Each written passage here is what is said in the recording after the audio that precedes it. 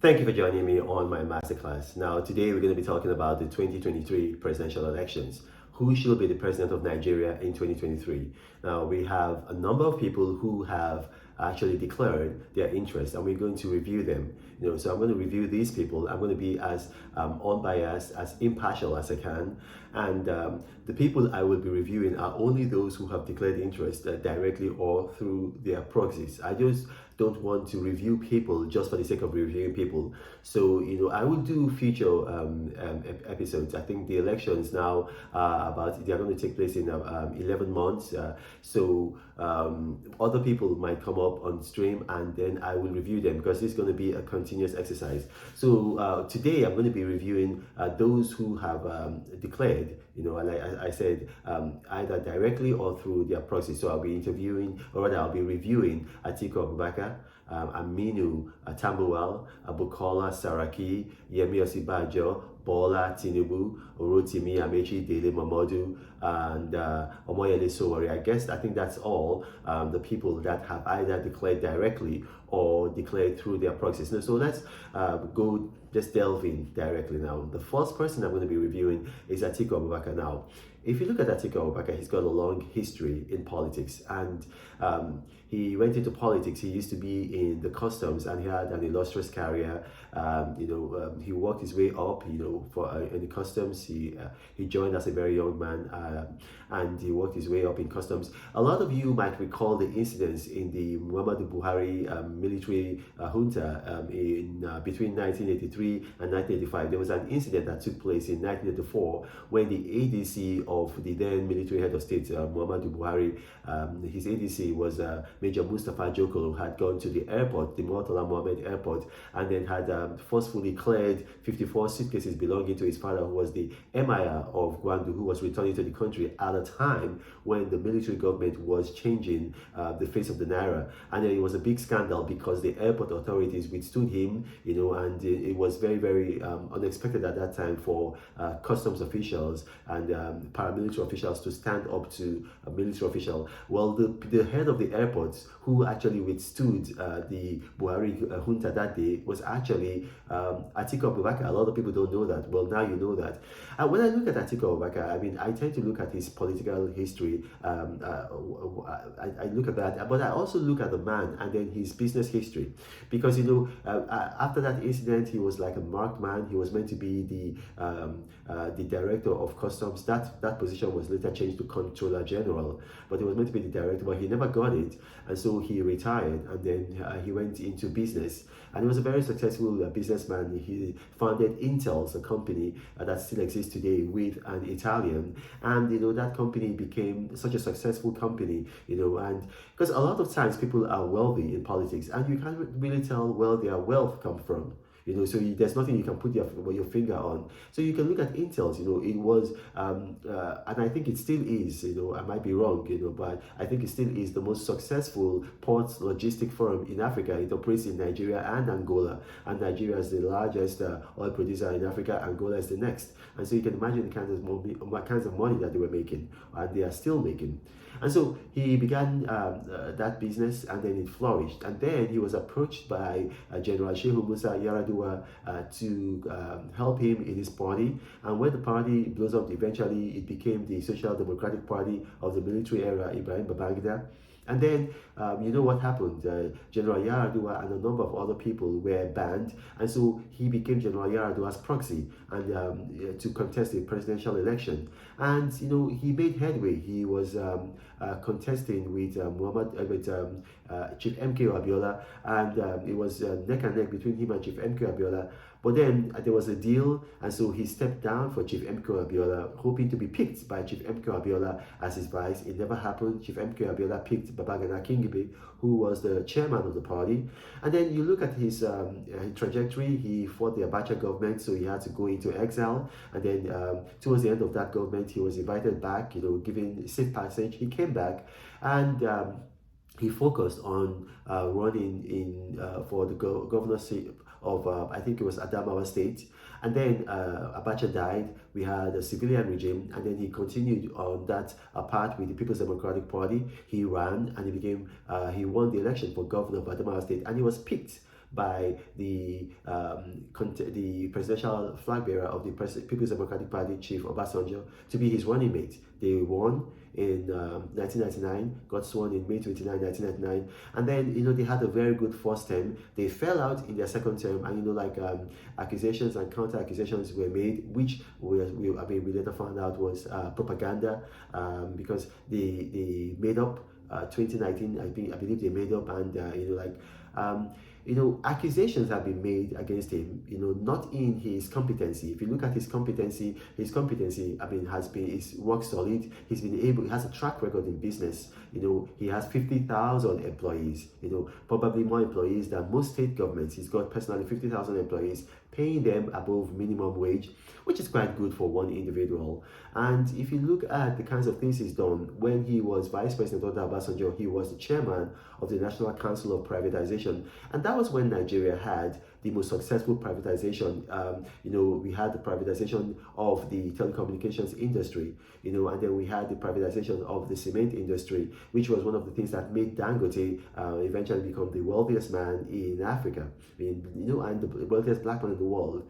So he does have some pedigree in politics, and then his actions in the economic side of politics, you can see that it's been quite good, and then you look at what he's achieved since he's left office. His business has continued to flourish. His school, the American University of Nigeria, Yola, is probably the best private university in Nigeria.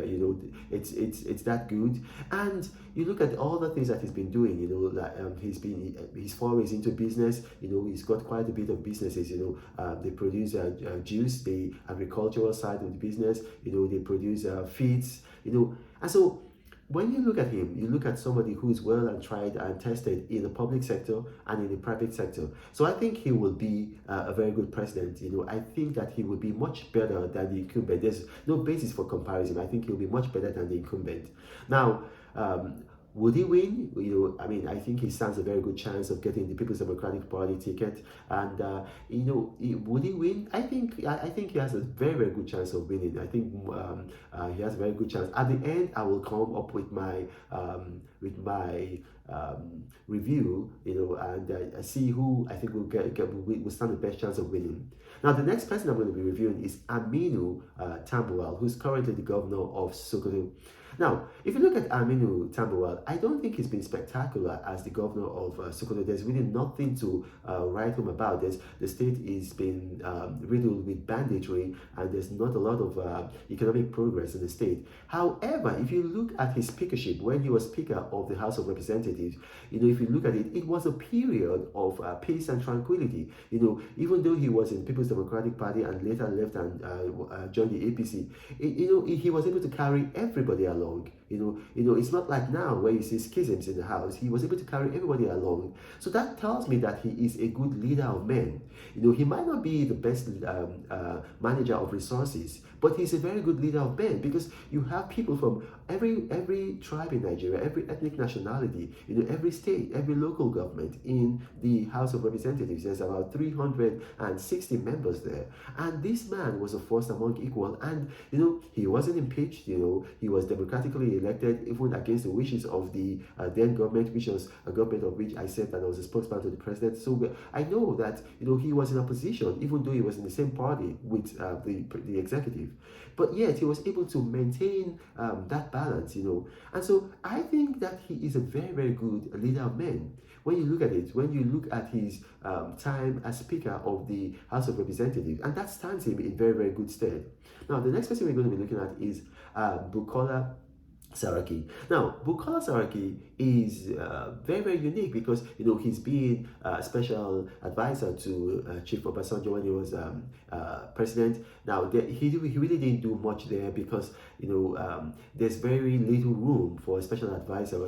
A lot of times, if you're a spokesman to the president, you have a lot of prominence. If you're a minister, you have your own field. But as a special advisor, there's really not much that you could do. But then he became governor of his state, Kwara State, and he really did well. I mean, I don't think there's any person, other than maybe Bola Tinubu, who can compare his record to Bukola Saraki. And Bukola Saraki did a lot. He was the one that was able to bring the, when there was a crisis in Zimbabwe, when Mugabe sent the white Zimbabweans away, he brought them to his state. He gave them land, he helped them get loans, and then, there was an agricultural revolution in Kwara. And this is not the federal government, this is the state government. He did it by himself. He got them land, he got them financing, so it was a very, very good thing. It led to employment, in the states, so that means this is a man that understands how to use crisis as opportunity. And then you look at some of the other things that he did in his state, throughout the time when he was governor of his state, if you see that there was no ethnic crisis, because sometimes, in Kwara State, there can be ethnic crisis between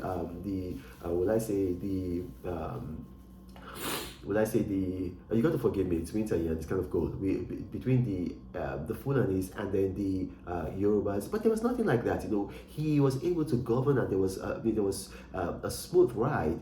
And then when you look at after what he did after he became a governor of the state, he contested for the Senate and he won. And then, he was a very, very good senator. He proposed, and he was able to pass on a number of bills. And that's not easy. It's not easy at all. It's not easy at all. Give me 1 second, excuse me, please. Now, oops.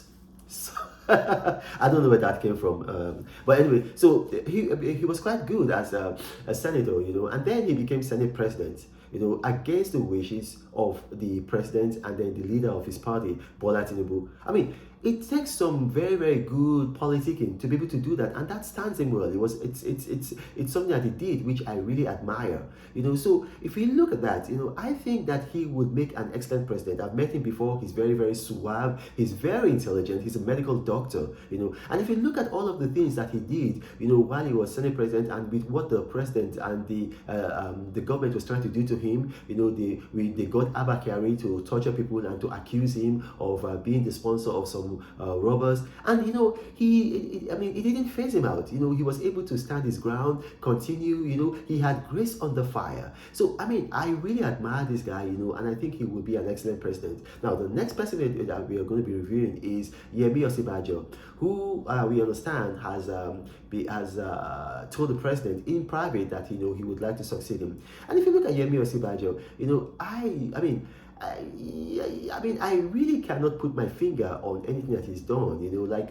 This trader money, it was more or less like during the elections, he was doing it, and then as soon as they won, he just dropped it, and yes, he's been nice, he's been going about, he's photogenic, he's not very tall, but you can't, unlike when Atiku was vice president of Obasanjo, you can say, okay, this was an area that was given to him, the economy, privatization. What area has been given to Yemi Osinbajo? It's just been like, just there. The cabal has caged him, and so, I really, to his credit, one good thing about him, we had a dictatorial head of the DSS, that fellow, Daura, and that when Muhammadu Buhari went for his many trips abroad, he fired that guy after the guy went to the Senate and then, just, bulldozed, tried to abduct some senators, and, that was a very good thing that he did, and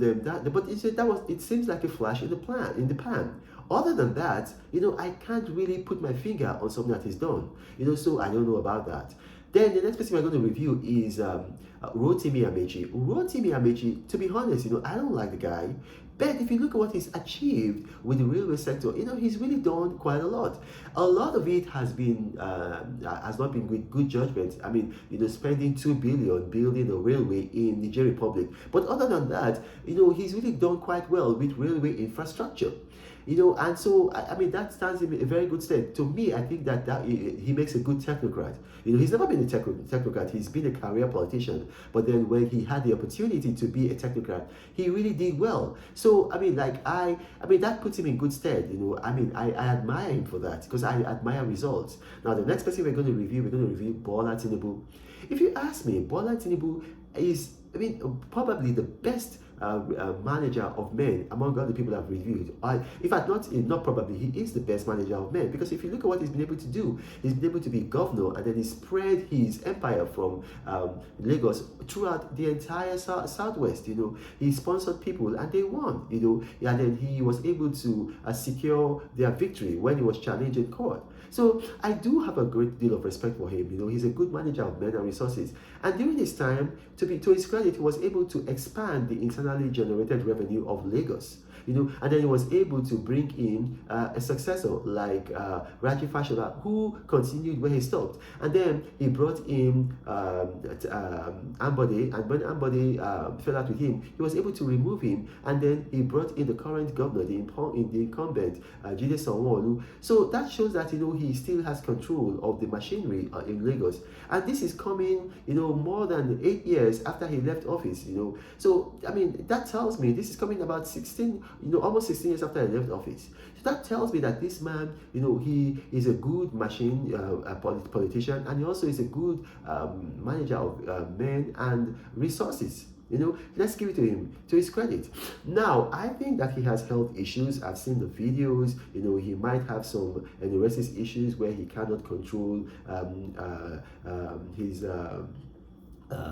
well, I mean, you know what I'm talking about. I'm just trying to look for a polite way. And then also, we saw the hand tremor, so that might just be a disadvantage for him, But other than that, to be honest, I think that, if he was able to overcome, because if the health issue will prevent him from what's what I'm looking for, delivering, so we're most likely going to have another Buhari in our hands, And then the next person is Dele Momodu. Now, Dele Momodu has built a media empire, and the thing about Dele Momodu, he's built a media empire without alienating people, without blackmailing people. He's built a media empire, and he has friends all over Nigeria. He's very affable, So this is somebody that, I think that Nigeria needs somebody like that. Now, other than that, has he been able to have a successful, business other than the media, so that we can know how he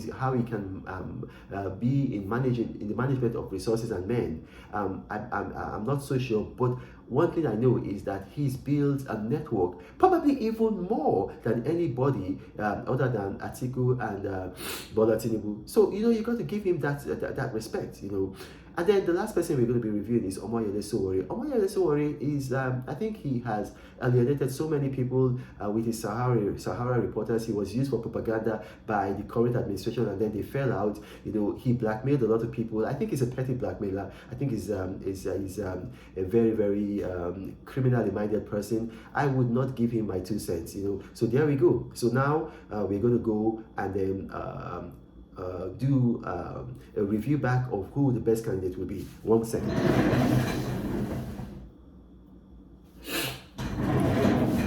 Okay, now we're back.